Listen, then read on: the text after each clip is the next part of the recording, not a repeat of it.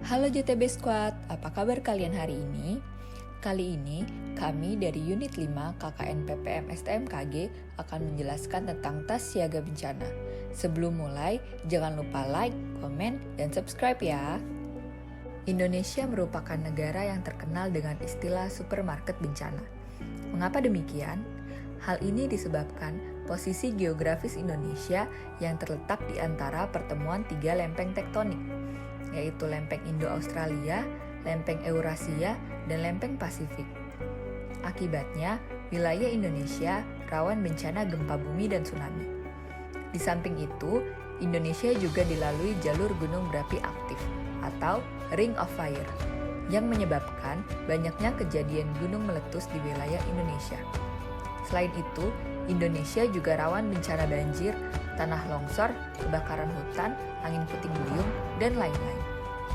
Semua bencana tersebut bisa menimbulkan situasi darurat dan korban jiwa. Infrastruktur yang rusak terkadang menyebabkan bantuan tidak segera datang. Nah, salah satu solusi agar kita selalu siap terhadap datangnya bencana adalah dengan menyiapkan tas siaga bencana. Apa sih tas siaga bencana itu?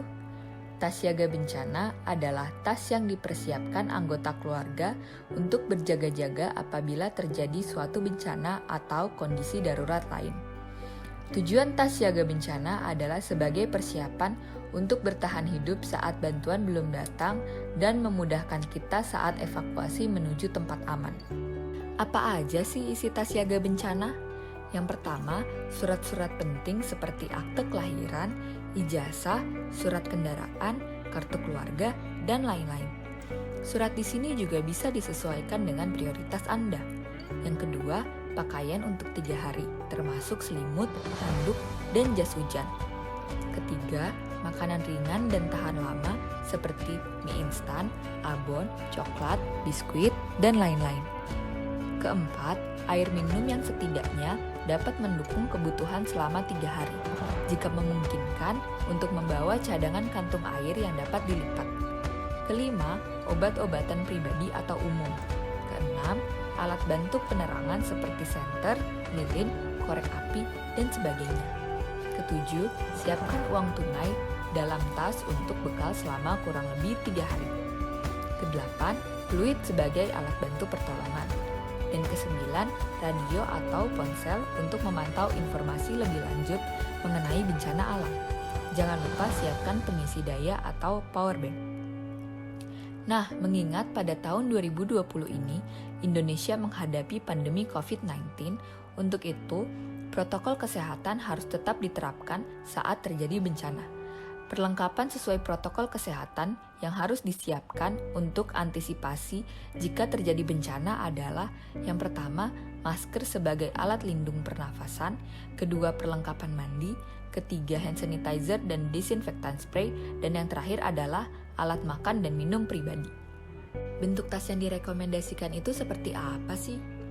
Direkomendasikan menggunakan tas punggung berukuran 25 hingga 40 liter yang memiliki kantung-kantung fungsional tambahan selain dari kantung utama.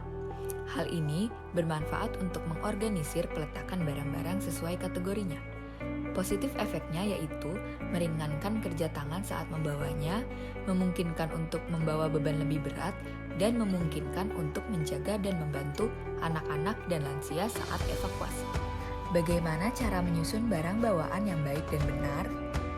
Untuk tata letak barang dapat dibuat seperti contoh. Pertama, merupakan kantung yang berisi surat-surat penting. Masukkan semua dokumen atau surat-surat penting ke dalam wadah tersendiri lebih dahulu. Bisa berupa map yang tahan air. Kemudian, barulah masukkan ke dalam tas siaga bencana. Kedua, berisi pakaian ganti dan selimut.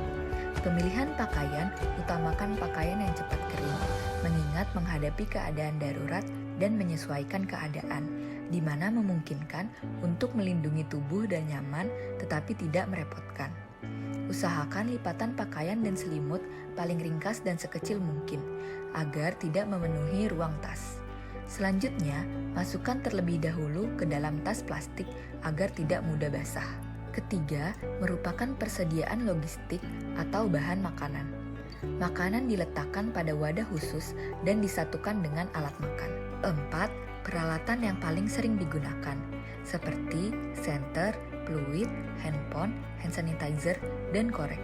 Kelima, cadangan radio, cadangan baterai atau power bank, uang tunai, dan cadangan lilin. Keenam, peralatan mandi. Dan yang ketujuh, P3K. Masker kain dapat digabungkan dengan kotak obat-obatan. Nah, gimana JTB Squad? Sekarang kalian pasti udah paham dong betapa pentingnya menyiapkan tas siaga bencana ini. Karena itu, jangan lupa ya share video ini sebanyak-banyaknya agar orang-orang terdekat kalian juga siap untuk menghadapi bencana yang akan terjadi nantinya. Tumbuhkan budaya siaga terhadap bencana. Sampai jumpa di video selanjutnya.